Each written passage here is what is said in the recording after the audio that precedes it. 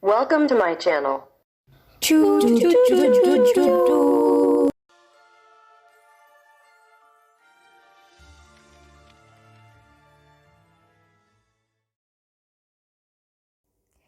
Jack and the Beanstalk. Once upon a time, there lived a boy called Jack. He lived in a cottage with his mother, and their most valuable possession was a cow called Daisy. Daisy provided fresh milk for Jack and his mother every day. They loved her very much. Sadly, the day came when Jack and his mother had no money left. Jack's mother told him that he would have to take Daisy to the market to sell her. Jack was distraught, but he knew that they had no choice. He set off to market with Daisy, feeling very sorrowful. On the way to market, Jack met a man. The man had a large, curly mustache and was wearing a sparkly yellow cloak. He stared with interest at Daisy and then said, "What a fine cow you have there, Jack." "How do you know my name?" asked Jack, confused. "I know a lot of things," chuckled the mysterious man. "For example, I know that these beans that I hold in my hand have magical powers."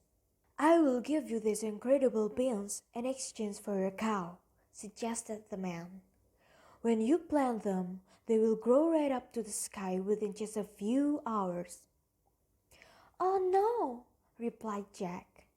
"Daisy is all my mother and I have, and I must get a good price for her at market today."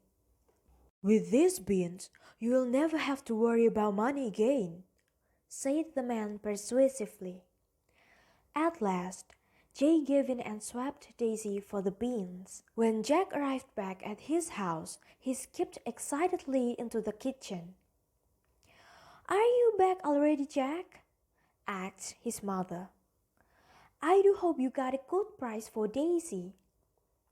"Better than that, mother," sang Jack. He started to explain about the man he had met, but his mother was not listening.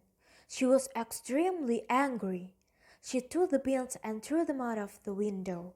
Jack was sent to his bedroom. He lay down on his bed and cried himself to sleep. The next morning, Jack woke up and noticed that his bedroom was much darker than usual. A shadow fell across the room. He ran outside to investigate. Jack was astounded by what he saw in his garden. Overnight, the beans had grown into a gigantic beanstalk. It was thicker than the trunk of an ancient tree and covered in healthy green leaves. It was the most amazing plant that he had ever seen. The beanstalk went up high into the clouds. He could not see the top of it. "I will climb this beanstalk," said Jack, feeling determined. Jack was fit and strong and started to climb the beanstalk with ease.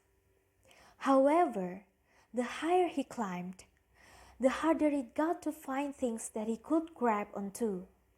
Soon, his limbs started to tire.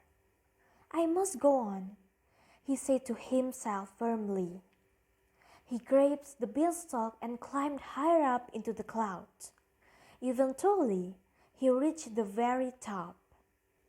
Jack saw an enormous castle. As he stepped closer, he realized that even the door was far bigger than any he had ever seen before. It had been left slightly ajar, and Jack was able to sneak inside. Jack stared in amazement. All of the furniture was huge. The chairs and tables towered above him like skyscrapers. There was a bowl of water on the floor for a cat or a dog to drink from, but it was so big that Jack could have bathed in it. Suddenly, the floor beneath Jack's feet began to shake, and Jack heard a loud rumbling noise. His heart was beating loudly in his chest as he scurried quickly inside the cupboard to hide.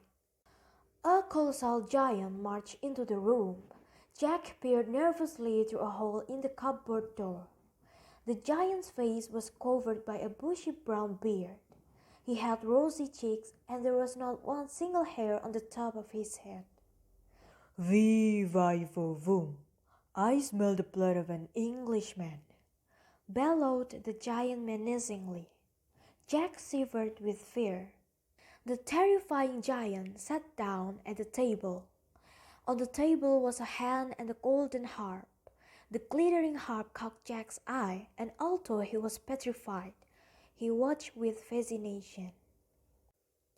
Lay, said the giant, and the hand laid an egg. The egg was made of solid gold. Jack was mesmerized by the bright, shining egg as he watched through the hole in the cupboard door. sing, said the giant, and the harp sang. A beautiful, calming sound came out of the harp, and it seemed to cast a sort of spell over the giant because he soon fell asleep. When Jack was certain that the giant was fully asleep, he crept out from his hiding place and skillfully climbed up the table leg and onto the tabletop. He grabbed the hand and the harp and made a daring leap down to the ground. The hand nestled happily under Jack's arm, but the harp was alarmed to be grabbed by a stranger. As Jack headed towards the door, the harp cried, "Help, master!" The harp's shouting woke up the snoozing giant. He jumped up from his chair and spotted Jack. Vee-vi-vo-voom. I smell the blood of an Englishman, he roared. The giant started to chase Jack. Jack didn't stop to look behind him. He ran with all his might. The giant got closer and closer. The giant's strides were fast, so he was able to catch up with Jack quickly. Jack reached the beanstalk and started to climb back down it. He was breathing very quickly and his heart was racing. It was not easy climbing down the beanstalk while holding on to a hand and a harp. The beanstalk shook. Jack looked upwards. The giant had got onto the beanstalk and was climbing down after him. When Jack reached the bottom of the beanstalk, he stumbled onto the ground, utterly exhausted. "Help!" he shouted at the top of his voice. He knew that the giant wasn't far behind him. Jack's mother came rushing towards the beanstalk with an axe in her hands. Without hesitation, she sprinted to the base of the beanstalk and began chopping at it frantically. The beanstalk began to wobble and a loud cry came from above them. The giant fell and crashed to the ground. He was never seen again. Jack hugged his mother. "Thank you," he smiled, still out of breath and shaking all over. "I'm so glad to have you back, Jack," she whispered, looking at him lovingly. Jack's mother was delighted to see the golden harp and the hand. The harp now seemed happy to call Jack his new master, and the hand quickly started to lay golden eggs on Jack's command. In fact, Jack was able to sell the golden eggs to buy Daisy back.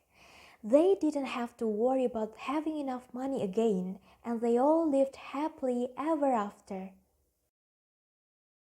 Thank you. Thank you.